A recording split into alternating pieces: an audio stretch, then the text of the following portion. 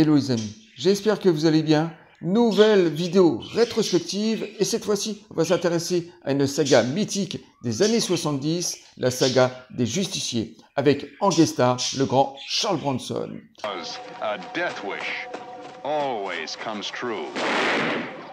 And you get to love it. Alors la réalisation de ce tout premier film qui s'appelle tout simplement Un justicier dans la ville a été tournée dans la décennie des années 70, en 1973 pour être plus précis, par un réalisateur anglais-britannique, Michael Winner. Michael Winner arrive fraîchement aux États-Unis, à Hollywood, en tant que faiseur.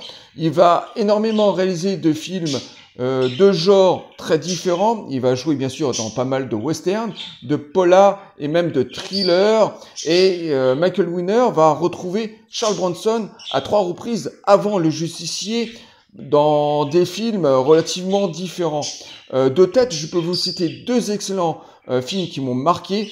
Tout d'abord, Le Flingueur, un thriller psychologique magistral, et ensuite un deuxième film qui m'a énormément marqué, un western psychologique, la colline de la terreur, où Charles Bronson interprète un Apache vengeur. Les scènes de ces 2 films sont extrêmement crues. D'ailleurs, c'est un peu la signature de Michael Winner. Il réalise des films d'action ou des thrillers ou des polars extrêmement fantaisistes avec une pointe de réalisme, avec des scènes extrêmement crues. Et c'est exactement ce qu'on va retrouver dans la réalisation de ce premier film de la saga du Justicier. Alors, au niveau du pitch, on suit les désaventures de Paul Kaiser, qui va subir un drame dans sa vie. Il va perdre sa femme et sa fille, agressés par une bande de voyous qui va les violer et ensuite les tuer, en tout cas tuer sa femme et traumatiser sa fille. Et Paul Kaiser est un personnage comme ça assez complexe, assez intègre, tout simplement parce que Paul Kaiser, au début du film, va laisser la police mener son enquête. Lui, il va être traumatisé, peiné par le drame, et à partir d'un moment, il va vite s'apercevoir que l'enquête va s'enliser et il va être obligé de mener son enquête lui-même pour retrouver les responsables. Et tout d'abord, Paul Kaiser va être malade des agissements qu'il va avoir, qui va le pousser à tuer ces différents personnages. Et au fur et à mesure du film, il va prendre goût à cette vengeance, et ça va l'amener bien sûr à un non-retour, retournement de situation bien sûr.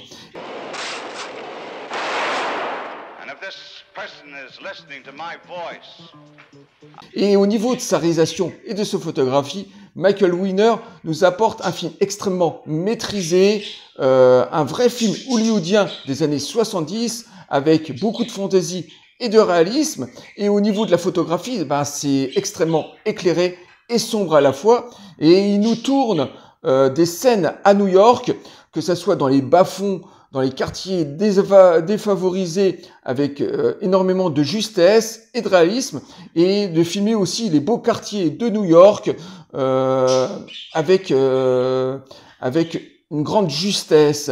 Michael Winner est un très bon faiseur d'Hollywood, et là il nous le prouve une fois de plus en nous réalisant ce premier film extrêmement violent, assez ambigu, assez recherché tout simplement, parce que c'est à la fois violent, un film d'autodéfense, de film de vengeance, et en même temps un film pro non-violence. Donc c'était un film comme ça divisé en 2. My name is Paul Kersey. How's my life? I'm sorry. Malgré les critiques assassines de l'époque qui disaient que c'était un film de droite, un film extrêmement violent, et le sous-message du film, c'est la non-violence à travers le personnage intelligemment interprété par Charles Bronson, qui est beaucoup plus travaillé pour nous donner de l'empathie. Donc excellent premier film, Un justicier dans la ville de 1973. Un justicier dans la ville 2 sort en 82 sous la houlette des producteurs de la Cannon. And so does he. Is this your daughter, Mr. Kersey? Mr. Kersey. Charles Bronson. Ce studio mythique des années 80 qui avait fait le bonheur de tous ces cinéphiles qui adoraient ce cinéma de genre, ce cinéma d'exploitation, les rois du vidéoclub et des cinémas de quartier qui nous avaient délivré des vraies petites pépites autant que de grands navets. 9 ans séparent le premier film qui avait eu un succès planétaire à travers le monde malgré une critique plutôt assassine, toujours sur le sujet de l'autodéfense. Pourtant, un film extrêmement nuancé. Retournons au Justicier dans la ville 2, produit par la Cannon. Alors, on retrouve toujours à la réalisation Michael Winner et le grand Charles Bronson au casting. D'ailleurs, Charles Bronson était un acteur plutôt vieillissant à l'époque du tournage du deuxième film. Il avait 59 ans et auparavant, il avait continué dans des réalisations qui étaient à peu près dans le même gabarit que le Justicier. Il avait fait beaucoup de polars. Il avait aussi l'occasion de tourner pas mal de films en Europe et en Italie, dans des films de guerre, des drames, d'ailleurs des excellents films. Hein. Et ensuite, il retourne aux États-Unis pour essayer de faire une fin de carrière plutôt honorable et il va trouver cette solution chez la Cannon. Alors, avec la Cannon, il va tourner jusqu'à 9 films, les suites des Justiciers et une multitude d'autres polars plutôt réjouissants.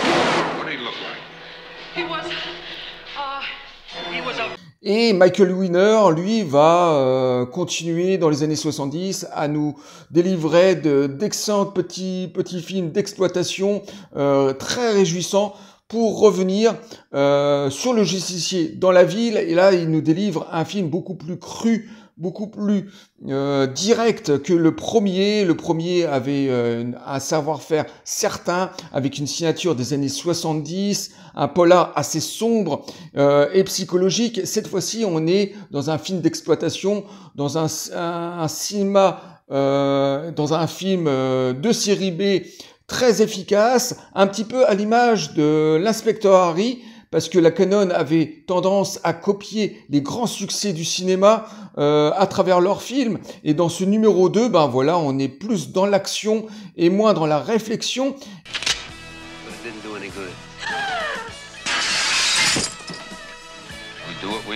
Et le pitch, ben on suit toujours les aventures de Paul Kayser qui refait sa vie à Los Angeles avec une nouvelle femme. Il est parfaitement heureux avec sa fille et le destin va de nouveau frapper Paul Kayser et sa fille va être enlevée, violée et ensuite elle va se tuer.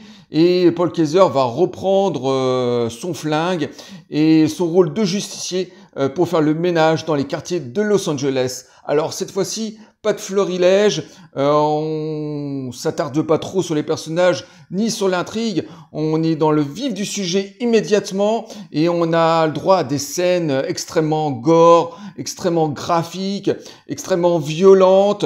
Au niveau des scènes de viol, de nudité, ben là c'est divisé par 2, je dirais, dans ce film, parce qu'il y a une scène en particulier que je me rappelle, c'est la scène du viol de la femme de ménage, de la gouvernante qui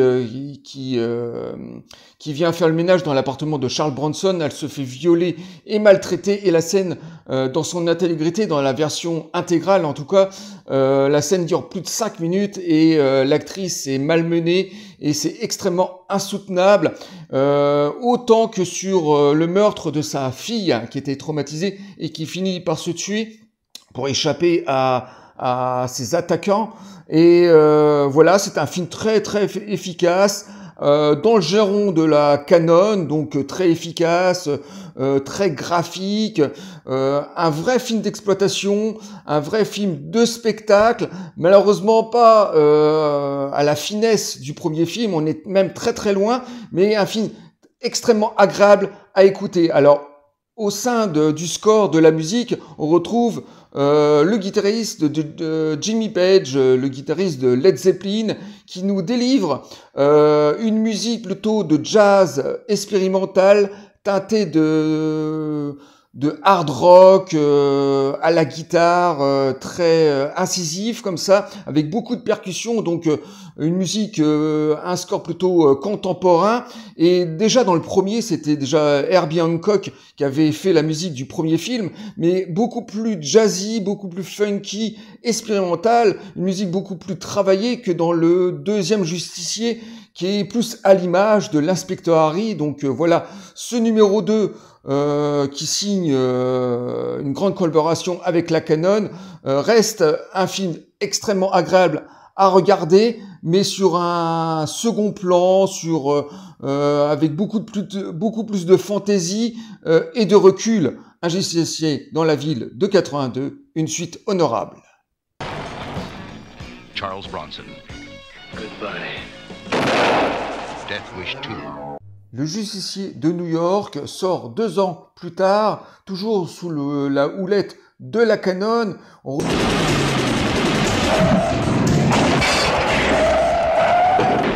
Charles Bronson. On retrouve la même équipe, Michael Winner à la réalisation, Charles Bronson dans le rôle titre et Jimmy Page au score, qui nous délivre cette fois-ci une musique d'action pure. Alors, on s'éloigne de plus en plus dans ce troisième film de l'idée de base de l'autodéfense pour embrasser totalement le film d'action qui était à la mode au milieu des années 80, les films de barbares, les films à la Mad Max. D'ailleurs, ce film est une sorte de relecture du Guerrier du Bronx, détourné en justicier, bien sûr, dans un film urbain, mais l'action, les scènes de tuerie sont à l'image de ces films italiens de cette époque, ou aussi comme The Warriors, par exemple, qui était un excellent film américain de Walter Hill. Et I sent them a message. That's him. I'll take care of it. And now, he's... Et dans ce troisième, on se dirige vers ça. Donc le pitch, on suit toujours les aventures de Paul Kaiser qui descend à New York pour voir un ami. Le jour de son arrivée, il retrouve mort dans son appartement et là il décide de retrouver les responsables de ce meurtre pour l'exécuter. Et tous les habitants du Bronx va lui demander son aide pour se débarrasser d'un gang malfaisant. Entre-temps, la police va retrouver la trace de Paul Kaiser pour essayer de l'arrêter. See what you've done? Et cette fois-ci, on est dans un film totalement fantasmé. On est dans l'action pure, dans l'exagération au maximum. On a le droit à des scènes de fusillade, style Rambo, où Paul Kaiser va sortir des flingues encore plus énormes, avec des canons, des mitraillettes. Il va placer des pièges un peu partout. Donc voilà, ce troisième film est une espèce de patchwork de tous les succès de ces années 80, Rambo, Portée disparue, enfin voilà, on épouse totalement le cinéma d'action. In a neighborhood, it's a war. But there is one way. One man who won't be put. Et on délaisse le polar noir qui était le cas pour les 2 premiers films.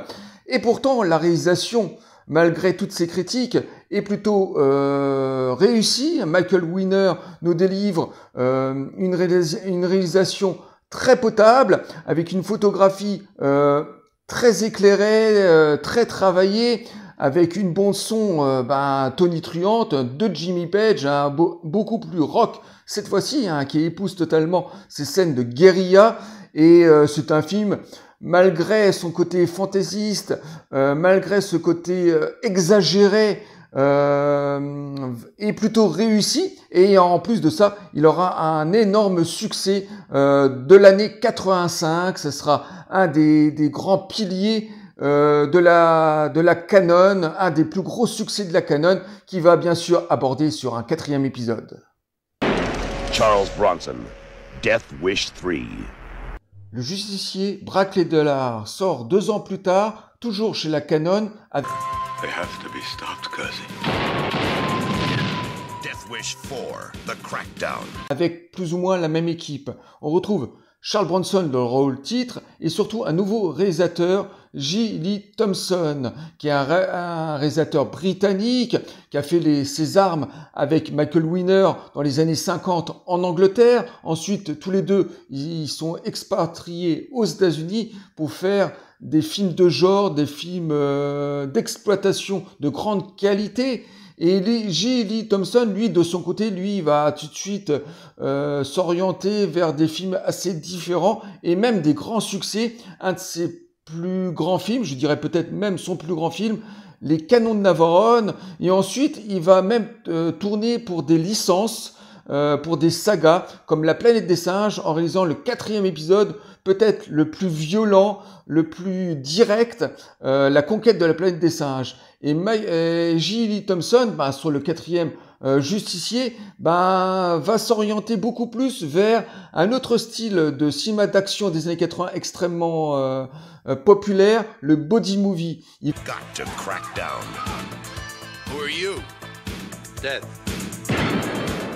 Il va calquer plus ou moins le scénario de L'Arme Fatale. Paul Kaiser, cette fois-ci, n'est plus l'ange qui se venge, même si au début du film, il venge la mort de sa belle-fille qui a été tuée d'une overdose. Il retrouve le dealer pour le supprimer, mais après, le scénario va basculer vers un complot de deux gangs de trafiquants de drogue, et un homme va l'embaucher pour faire le ménage entre ces gangs, et ça va nous donner un film, un scénario plutôt à tiroir, avec des retournements de situation, un petit peu comme L'Arme Fatale, avec des grandes scènes d'action bien sûr, à la Cannon, avec facilité scénaristique et manque de budget évident, tout était à l'économie avec la Cannon. Working to destroy the drug empire. Mais ce 4e film se dirige vers L'Arme Fatale, vers les body movies de cette époque, avec une réalisation à peu près similaire, une photographie assez pastel comme ça, surtout quand ça se passe dans les boîtes de nuit ou dans les hôtels de luxe, dans les repères des gangsters et tout ça. Tout nous fait penser à ces grands classiques qui étaient Die Hard ou encore L'Arme Fatale. C'était la grande qualité de la Cannon, c'était de copier les grands succès pour les infiltrer dans leurs propres films. Et ce 4e est assez réjouissant parce que ça change légèrement le scénario. On est moins dans l'autodéfense, bien sûr, on s'éloigne de plus en plus pour nous concocter comme ça un film plutôt agréable à suivre. Si vous aimez bien sûr le cinéma d'exploitation et la série B de la Cannon, c'est plutôt réjouissant, et en même temps ça donne comme une sorte de sang nouveau. Bien sûr, ça va pas suffire parce qu'un 5e film va être bien sûr en production. Charles Bronson, Death Wish 4, The Crackdown. Et pour finir, dernier film de la saga, Le Justicier, l'ultime retour. Alors je vais pas m'attarder sur ce film, tout simplement parce que c'est pas un film de cinéma, mais un simple téléfilm. Alors il faut savoir une chose, c'est que la Cannon, en 89, dépose le bilan. Les cousins se séparent, il y en a un qui reste producteur et tout de même décide de sortir un 5e film sur la renommée de Charles Bronson. Alors l'histoire est toute bateau, on retrouve Paul Kaiser à New York, il a refait sa vie avec une nouvelle femme, donc on est toujours dans la répète du même scénario, et cette femme est confrontée à la pègre new-yorkaise qui l'a fait chanter, et Paul Kaiser, va se débarrasser un à un de toute cette organisation criminelle. Malheureusement, les scènes d'action sont extrêmement molles. L'intrigue met une plombe à démarrer. Au niveau de la réalisation, c'est télévisuel. Autant que sur la photographie, il n'y a rien à sauver. Peut-être simplement le casting, parce que on retrouve Charles Bronson et il y a des très bons acteurs à gueule cassée qui répondent à Charles Bronson, mais en dehors de ça, c'est un naufrage total, donc un dernier film qui rend malheureusement pas hommage à cette excellente saga qui a bercé notre enfance, autant dans les années 70 que dans les années 80, sous la houlette de la Canon, qui nous ont délivré comme ça des films d'exploitation de qualité, des purs divertissements d'époque. Et ce 5e épisode est à totalement oublier. Ben voilà les amis, je viens de finir cette rétrospective sur la saga du Justicier dans la ville, une saga mythique et qui est devenue totalement culte. Et moi je vous dis à très bientôt pour de prochaines vidéos. Bye, au revoir les amis.